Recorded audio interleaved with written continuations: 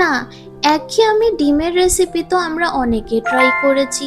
Plus ডিমের omelette করে কারি করে বানিয়ে বাড়িতেও কিন্তু অনেকে ট্রাই করেছি।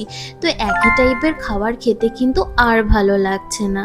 তো আজকে কিন্তু ডিম দিয়েই তোমাদের জন্য একটা সেরা ইউনিক রেসিপি এনেছি। তো বন্ধুরা, welcome back to my channel Payel tasty travels. আজকে কিন্তু তোমাদের জন্য একটা সেই লেভেলের ডিমের রেসিপি নিয়ে এসেছি। আর এই ডিমের রেসিপিটার নাম হচ্ছে ডিম কড়াইশুঁটি অমলেট কারি। ভিডিওতে দেখে তোমরা বুঝতে পারছো যে না, জিনিসটা তো বেশ ইউনিক। তো কিভাবে বানানো হয়? বিশ্বাস করো বন্ধুরা, বানানো কিন্তু খুবই ইজি। তো দেখা যাক এই রেসিপিটা কিভাবে বানানো হয়। প্রথমে কিন্তু আমরা একটা মিক্সচার গ্রাইন্ডার নেব। ওর মধ্যে আমরা কিন্তু আদা, রসুন, কাঁচা লঙ্কা আর আগের থেকে কিন্তু আমরা পেঁয়াজগুলোকে কুচিয়ে রেখেছিলাম, ওর মধ্যে আমরা পেঁয়াজগুলো দিয়ে দিলাম। তারপর ওর মধ্যে আমরা একটুখানি জিরা দিয়ে দিলাম আর একটুখানি জল দেওয়ার পরে কিন্তু ওটা একটা আমরা সুন্দর মিক্সচার বানিয়ে নিলাম। তারপর যে মিক্সচার গ্রাইন্ডারের যে বড় কন্টেনারটা থাকে, ওর মধ্যে যে আমরা ছোট মিক্সচার গ্রাইন্ডারে যে মশলাটা বানালাম ওটা কিন্তু ওর মধ্যে দিয়ে দেব। তারপর আমরা দিয়ে দেব হচ্ছে এর মধ্যে মটরশুঁটি। আর এটা যে খালি শীতকালেই তোমরা বানাতে পারবে সেটা না, আজকাল তো মটরশুঁটি বলতে গেলে 12 মাসই অ্যাভেলেবল থাকে, কারণ ফ্রোজেন আমরা মটরশুঁটি পেয়েই যাই। তো কোনো প্রবলেমই হবে না, কারণ রেসিপিটাই এতটা ইউনিক। তারপর ওর মধ্যে আমরা দিয়ে দিলাম হচ্ছে ভেঙে ডিম। আমরা এর মধ্যে দুটো ডিম ইউজ করেছিলাম, তোমরা চাইলে কিন্তু আরও একটা দিতেই পারো, কোনো প্রবলেম হবে না, বা যে যার বাড়িতে যত লোক হবে সেই হিসেবে কিন্তু তোমরা ডিমটা দিতে পারো। আর ওটার কিন্তু আমরা একটা মিক্সচার বানিয়ে নিলাম, দেখলেই কালারটা কি সুন্দর লাগছে। এবার কিন্তু আমরা একটা কড়াইয়ের মধ্যে নিয়ে নিলাম হচ্ছে ননস্টিক প্যান। তারপর ওর মধ্যে আমরা সর্ষের তেল দিয়ে ওই প্যানটার মধ্যে কিন্তু আমরা ভালো করে তেলটাকে মাখিয়ে নিলাম। ননস্টিকের কড়াইটা গরম হয়ে যাওয়ার পর যে আমরা মিক্সচার গ্রাইন্ডারে এই মটরশুঁটির আর ডিমের যে মিক্সচারটা বানিয়ে রেখেছিলাম এর মধ্যে কিন্তু ঢেলে দেব। ঢেলে কিন্তু আমাদেরকে এটা এমনভাবে সমান করে নিতে হবে।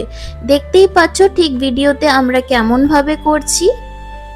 আর বন্ধুরা, তোমাদেরকে একটা ইনফরমেশন দিতে চাই আমি, যে এই গরমকাল তো পড়েই গেল, আর এই 40 ডিগ্রি বলো, এ সময় কি আর রান্নাঘরে এত ঢুকতে ভালো লাগে? আর খাটনি করে রোজ রোজ রান্না করতে কারই বা ভালো লাগে? তো এমন কিছু শর্টকাট ভার্জনে যদি দারুণ রান্নার রেসিপির পাওয়া যায় তাহলে আর কি চাই বলো?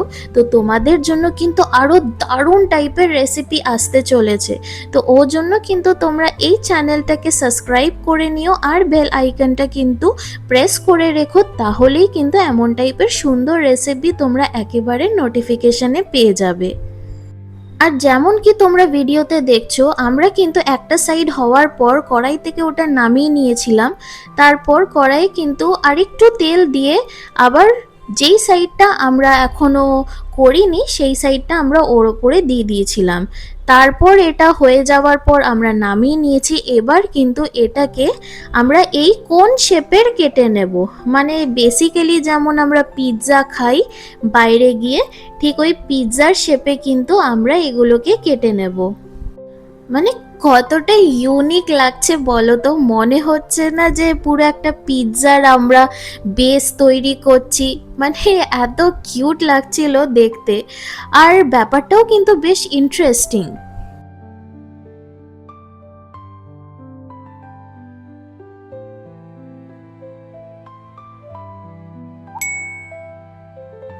আমরা কিন্তু পিস পিস কেটে দেওয়ার পর তারপর কিন্তু যে সেম কড়াই আমরা ডিমটা বানালাম ওই কড়াইয়ের মধ্যে কিন্তু আরেকটু আমরা তেল নিয়ে নিচ্ছি। এবার আমরা বানাবো হচ্ছে এটার কারি।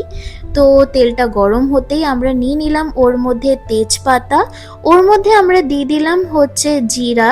তারপর এই শুকনা লঙ্কাগুলো দিয়ে কিন্তু আমরা একটুখানি নাড়িয়ে চাড়িয়ে নেব। ভিডিওর প্রথমেই যে একবারে আমরা ছোট মিক্সচার গ্রাইন্ডারের মধ্যে যে মশলাটা বানিয়েছিলাম, আধা মশলাটা কিন্তু আমরা এই কারিটার মধ্যে ইউজ করব। তো এর মধ্যে কিন্তু আমরা দিয়ে দিলাম। তারপর এর মধ্যে আমরা দিয়ে দিচ্ছি হচ্ছে হলুদ গুঁড়ো, আর দিয়ে দিচ্ছি হচ্ছে এর মধ্যে লঙ্কার গুঁড়ো।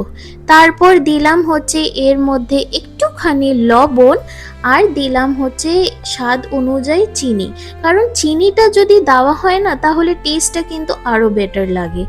আর দিয়ে দিলাম হচ্ছে এর মধ্যে গরম মশলা। আর টমেটোটাকে কিন্তু আমরা হাতে ভেঙে এমনভাবে দিয়ে দিচ্ছি, কারণ আগের দিকে আমরা দিতে ভুলে গেছিলাম, তো আমরা পরের দিকে এমনভাবে হাতে ভেঙেই দিয়ে দিয়েছি। তোমরা চাইলে কিন্তু কেটে এমনিভাবে দিতেই পারো, কোনো প্রবলেম না। তো আমরা হাতেই দিয়ে দিয়েছিলাম, ঘরেই তো খাবো, তো অমনি কোনো ব্যাপার না। প্লাস খেতে যা হয়েছিল, মানে এই যে তোমাদেরকে বোঝাচ্ছি, মানে আমার এখন যে মুখে যে কত জল চলে আসছে, এটা এক্সপ্লেন করতে করতে তোমাদেরকে বলে আমি বোঝাতে পারবো না। যাই হোক, আমরা কিন্তু এই মশলাটাকে ভালো করে নাড়িয়ে চাড়িয়ে নিচ্ছি।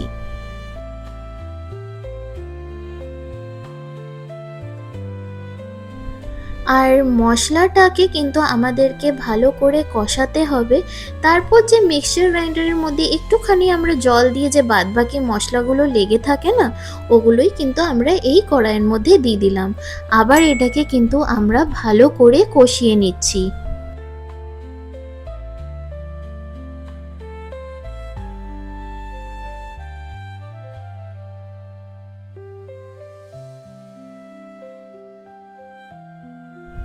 আমাদের এই মশলাটা কিন্তু ভালো করে কষানো হয়ে গেছে।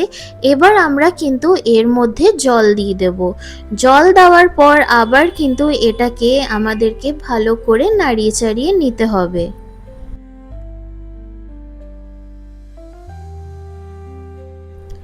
ঝোলটা কিন্তু আমাদেরকে ভালো করে ফুটিয়ে নিতে হবে। তারপর যে আমরা ডিমের ওই জিনিসটাকে যে আমরা পিৎজা শেপে কেটেছিলাম, ওগুলো কিন্তু এর মধ্যে এমন সুন্দরভাবে সাজিয়ে দিয়ে দিলাম। আর ঝোলটাকে একটুখানি ভালো করে আমাদেরকে ফুটিয়ে নিতে হবে। তারপরে কিন্তু আমাদের এই ইউনিক ডিমের রেসিপি, যেটা আমরা নাম দিয়েছি Dim Korai omelette curry, is ready. And if you like this recipe, then please do like and subscribe my channel and press the bell icon for more such amazing recipes. একটা কথা তোমাদেরকে বলে রাখি, যে তোমরা যদি একবার এটাকে ট্রাই করো তাহলে কিন্তু নিশ্চয়ই তোমরা বাড়িতে এটা বারে বারে ট্রাই করবে। কারণ এটা বাড়িতে বানানোর পর মা যে কতবার তারপর এটা বানাতে হয়েছিল, কারণ খেতে কি দারুণ যে হয়েছিল, মানে গরম গরম ভাতের সাথে যা লাগছিল না খেতে। অ্যান্ড আমাকে কিন্তু জানাতে ভুলবে না যে তোমাদের এই রেসিপিটা কেমন লাগলো কমেন্ট সেকশনে। And thank you for watching my video. Bye everyone.